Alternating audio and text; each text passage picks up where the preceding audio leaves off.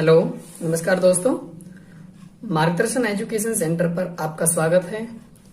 तो हमारा number system चल रहा है और ये आज की लास्ट वीडियो है। मैंने टॉपिक बाय टॉपिक सारा नंबर सिस्टम क्लास करा चुका हूं मैं सारी, और ये कुछ क्वेश्चन ऐसे रह जाते हैं जो टॉपिक में नहीं आते, तो उसके लिए मैंने ये मिक्स क्वेश्चन की 2 क्लास बनाई है, तो आप इन्हें ध्यानपूर्वक समझेंगे, ठीक है।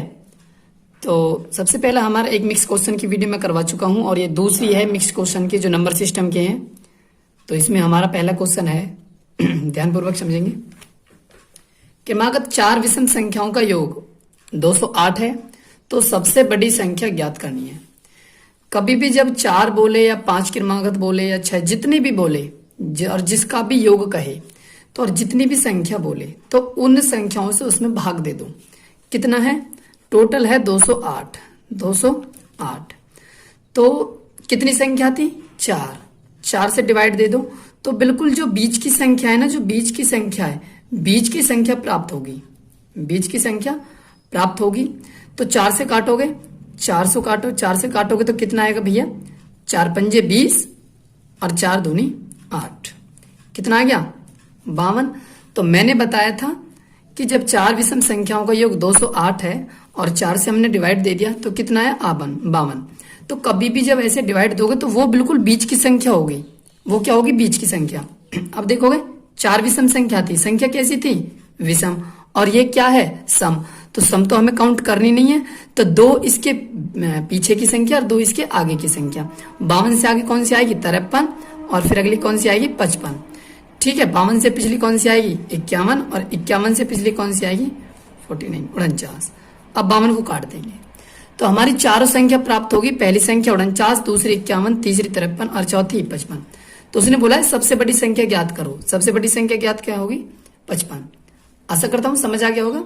जितना भी योग दिया है, जितनी भी संख्याओं का दिया है, उससे डिवाइड दे दो और जो भी आता है वो बिल्कुल बीच की संख्या होती है। अगर इसे हम काउंट करें, लेकिन ये सम संख्या है, हमें कैसी चाहिए? विषम। तो 2 इसके पीछे की संख्या ले लेंगे विषम वाली, और 2 इसके आगे की संख्या ले लेंगे, और विषम वाली लेनी है, ध्यान रखना, ठीक है ना, सम वाली नहीं लेनी।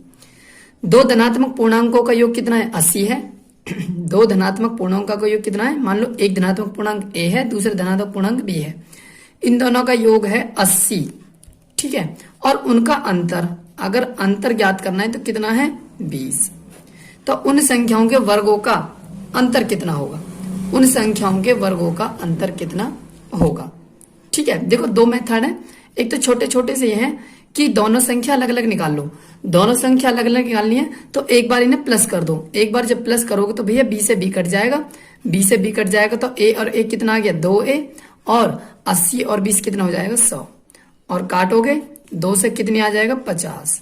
तो a बराबर कितना आ गया? 50। ठीक है। अब a बराबर हो गया 50।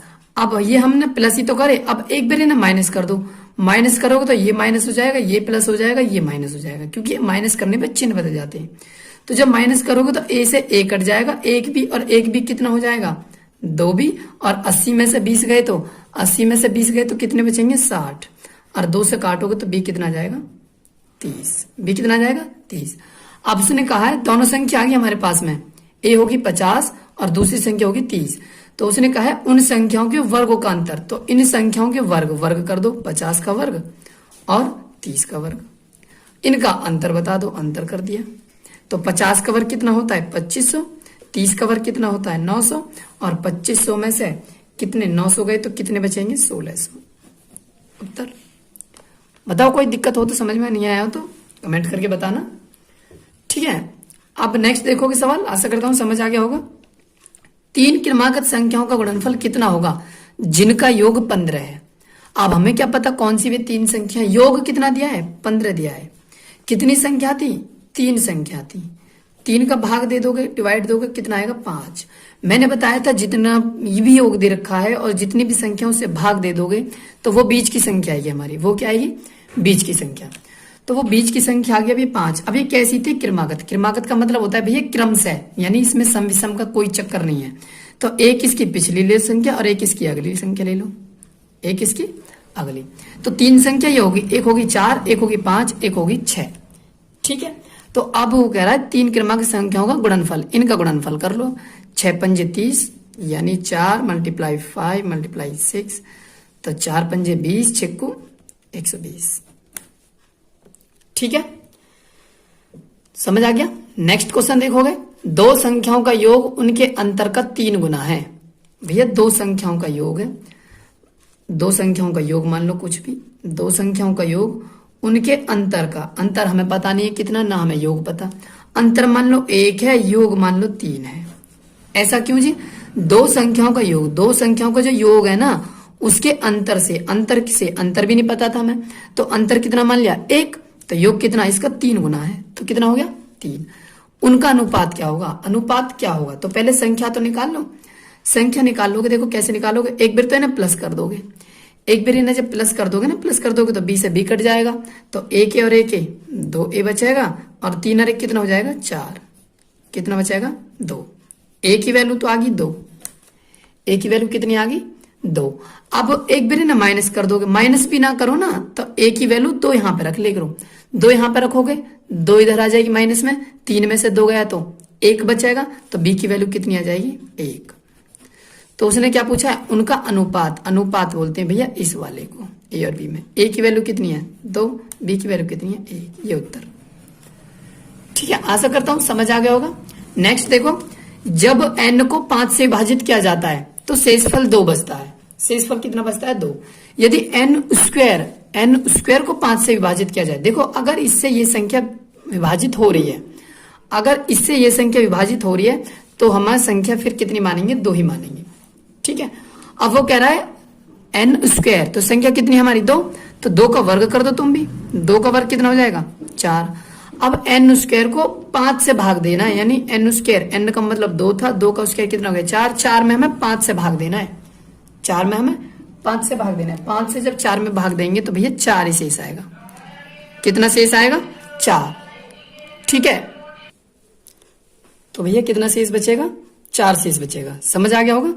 नेक्स्ट देखोगे, x के किस मान के लिए 7 अंकीय संख्या है 1 2 3 4 5 6 7, ये भैया स्टार है। ठीक है, तो मतलब इस स्टार के स्थान पे क्या रखें ताकि ये 72 से विभाज्य हो जाए, ताकि ये 72 से विभाज्य हो जाए। देखो मैंने इसके नियम भी बता रखे, मैंने पूरे विभाज्यता का नियम एक क्लास बना रखी है, मतलब एक क्लास करा रखी है मैंने, उसे पूरे ध्यान पूर्वक समझेंगे तो तुम सारे विभाज्य के नियम आ जाएंगे तुमसे करने। 72 को 2 सहभाज्य संख्याओं में तोड़ो जो कोई नहीं काटे एक दूसरे को। 8 और 9, इन्हें एक संख्या भी नहीं काट सकती कोई से, और ना एक दूसरे को आपस में काट सकते। तो अब ये 8 से और 9 से दोनों से कटनी चाहिए, 8 से और 9 से दोनों से कट जाएगी ना, तो ये 72 से कट जाएगी। 9 का रूल मैंने क्या बताया था? 9 का रूल बताया था मैंने, यदि संख्याओं के अंकों का योग 9 से कट जाए तो वो संख्या 9 से कट जाएगी। जैसे कि 5 और 5 10, 10 और 3 कितने हो गए 13, 13 और 5 कितने हो गए 18, 18 में 0 जोड़ेंगे 18 आएगा, 18 और 2 कितने हो गए 19, 20, 20 तो 9 से नहीं कटेगी, 9 से कौन सी कटेगी 27 कटेगी, 9 तिया 27, और इनका टोटल योग कितना हो गया 20। तो इसमें कितना और जोड़ना है हमें? 7 ही तो रखना पड़ेगा। यदि मैं इसमें 7 और रख दूं, अब जोड़ना 5 और 5 10 और 3 13, 5 18, 18 और 2 20 और 7 27, 27 9 से कट जाएगी ना, कट जाएगी। देखो 9 से तो कट गई। अब एक बार 8 से और चेक कर लो। 8 का रूल क्या था? लास्ट के 3 अंक, लास्ट के 3 अंक यदि 8 से कट रहे हैं तो वो संख्या 8 से कट जाएगी। देखो 8 से अगर लास्ट के 3 अंक काटेंगे 0 7 2 को, तो 8 9 72 कट जाएगी ना, कट जाएगी। तो भैया इस स्टार की जगह कितना आ गया? इस स्टार की जगह 7 आ गया। इस स्टार की जगह कितना आ गया 7, तो इसमें 7 रखेंगे तो फिर ये 72 से संख्या। देखोगे किसी संख्या का 3 गुना संख्या में से 7 घटाने पर परिणाम 14 होता है, तो वह संख्या कितनी है? तो किसी संख्या का 3 गुना, किसी संख्या का 3 गुना कर लिया भैया हमने। अब संख्या में से 7 घटाने पे संख्या में से 7 भी घटा लिया तो परिणाम 14 आता है। कितना आता है 14। तो -7 उधर चला गया, कितना आ जाएगा भैया -7 दूसरी तरफ चला गया, तो 14 + 7। अब 14 और 7 कितने हो गए? 14 और 7 हो गए 21, और 3 7 21, और n बराबर कितना आ गया? n बराबर आ गया 7। n बराबर कितना आ गया 7। आशा करता हूं समझ आ गया होगा। थोड़े से और क्वेश्चन है देखोगे, ठीक है। नेक्स्ट क्वेश्चन है, देखो 3 संख्याओं में पहली संख्या दूसरी संख्या की 3 गुनी है। 3 संख्या भैया, पहली दूसरी और तीसरी। पहली 3 संख्याओं में से पहली संख्या दूसरी की दुगुनी है और तथा तीसरी संख्या से 3 गुनी है।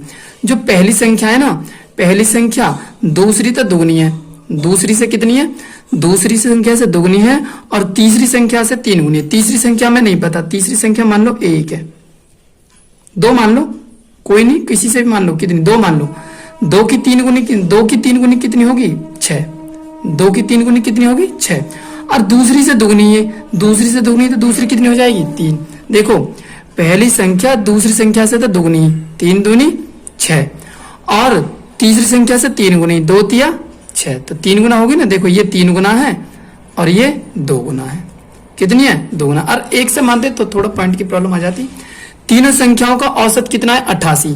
जब कभी भी 3 संख्याओं का औसत दे रखा है 88, 3 संख्याओं का औसत कितना दे रखा है, 88, ठीक है। अब योग निकालना है हमें, योग, तो योग निकालना है तो 88 की मल्टीप्लाई कर दो 3 में, 88 की 3 में मल्टीप्लाई कर दोगे तो 3 वट्ठे कितना आ जाएगा, 24, और 24 3 वट्ठे 24 और 2 26, 264 आ गया योग। तो तुम भी इनका योग कर लो, तुम भी इनका योग कर लो। 6 3 9, 9 और 2, 9 और 2 11, 11 पॉइंट की वैल्यू कितनी होगी, 11 पॉइंट की वैल्यू होगी 264।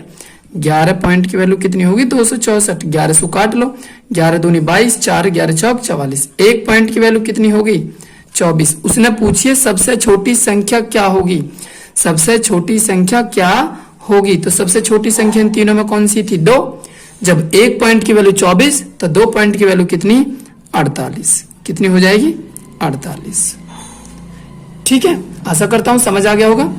एक संख्या अपने व्युत्क्रम के 5 गुने से, देखो कोई संख्या है x, कोई संख्या n मान लो, n मान ली, उसका व्युत्क्रम, व्युत्क्रम क्या होता है मैं बता देता हूं।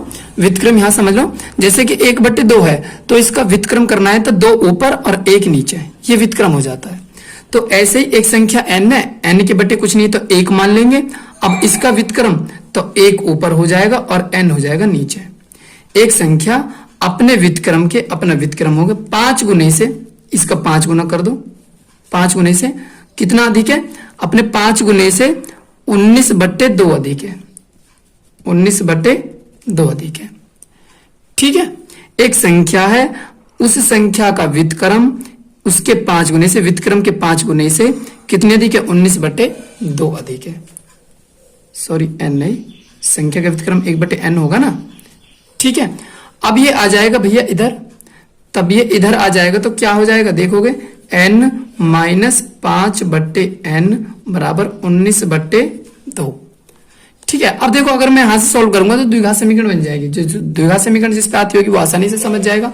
अगर देखो या इससे अच्छा है ऑप्शन रख लो आप, इससे अच्छा क्या है, ऑप्शन रख लो। अगर यहाँ पे ऑप्शन रखोगे तुम 10, अगर भैया यहाँ पे 10 रखोगे, माइनस 5/10 रखोगे, 5 एकम 5, 5 दूनी 10, तो क्या आ जाएगा, बिल्कुल नहीं आएगा जी, ठीक है, बिल्कुल नहीं। तो हमने पहला ऑप्शन कितना रखा था, 10, माइनस 5/10। देखो इसे काट लो, 5 एकम 5 और 5 दूनी 10। अच्छा अब इसे भिन्नल कर लो, ऐसे ही तो रखा है 10 और हमारा हो गया 1/2, 2 धन 20, 20 में से 1 गया तो 19 और 19/2, और हमें लाना कितना, 19/2। तो ऑप्शन कौन सा सही हो गया, 10।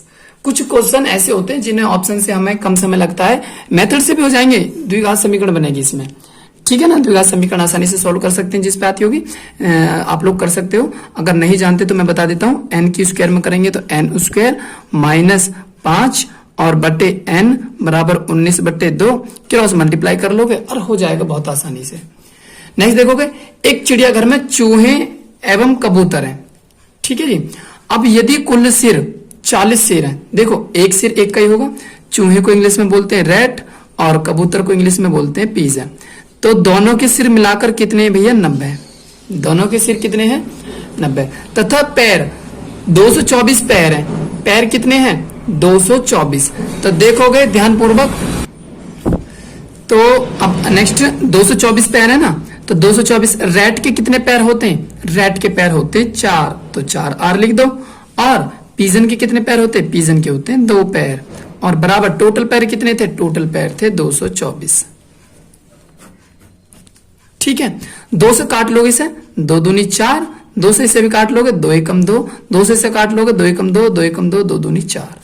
तो ये कितना हो गया, r प्लस p बराबर तो था 90 ऊपर, और नीचे 2r 2r प्लस p बराबर 112। ठीक है।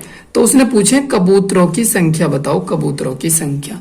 तो देखो बहुत आसानी से हो जाएगा। देखो घटा लो, माइनस कर लो, माइनस माइनस माइनस, सारे चिन्ह बदल जाएंगे। देखो प्लस का p माइनस का p कट जाएगा। आर है, 2r में से 1r गया तो 1r बचेगा। ठीक है। 112 में से 90 गए तो कितने बचेंगे? 22 बचेंगे। तो रेट तो आगे 22, रेट कितने आगे? 22। हमसे क्या पूछे? कबूतरों की संख्या। हमसे कबूतरों की संख्या पूछे। देखो रेट और पीजन टोटल कितने थे? टोटल थे 90। टोटल कितने थे? 90। 90 में से 22 क्या हो गए? 90 में से 22 हो गए क्या? रेट। अब 90 में से 22 गए तो कितने बचे? 8 और 6, 68। तो पीजन कितने हो गए? 68। आशा करता हूं समझ आ गया होगा। ठीक है। ये काट लेते हैं जब ऐसे यहाँ पे कट जाते हैं। 2 दूनी 4, 2 एकम 2, 2 एकम 2, 2 एकम 2, 2 दूनी 4। तो 2r 1p 112। 2r plus 1p बराबर 112। उस संख्या का पता लगाएं जो 49 से जितनी अधिक है उतनी ही 95 से कम है। तो सबसे ज्यादा देखो क्या बहुत तरीके हैं वैसे तो। सबसे बेस्ट तरीका यही है कि 49 को जोड़ लो, 49 और 95 को दोनों को जोड़ के आधा कर दो। 9 और 5 14 का 4 हासिल 1, 9 और 4 कितने हो जाएंगे? 13 1 14 के बट्टे 2 और 2 से काटेंगे तो कितना हो जाएगा?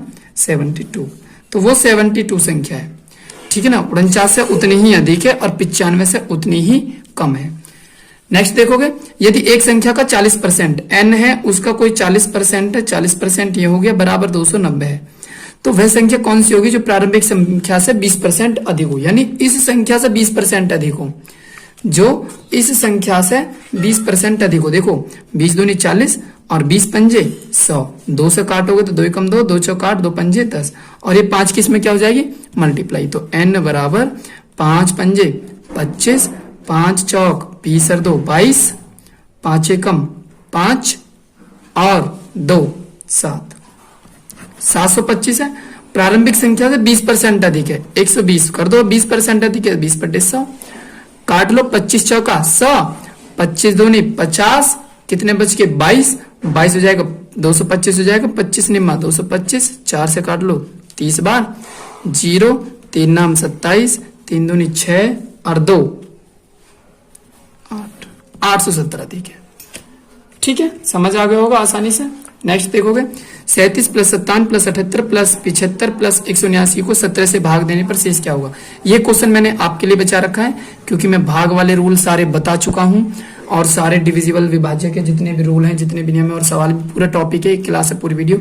इसका आंसर आपको बताना है कि 17 से जब इसमें भाग देंगे तो कितना शेषफल आएगा। ठीक है ना। कमेंट करके बताएं। अगर वीडियो अच्छी लगी हो तो प्लीज शेयर एंड सब्सक्राइब जरूर करें। धन्यवाद।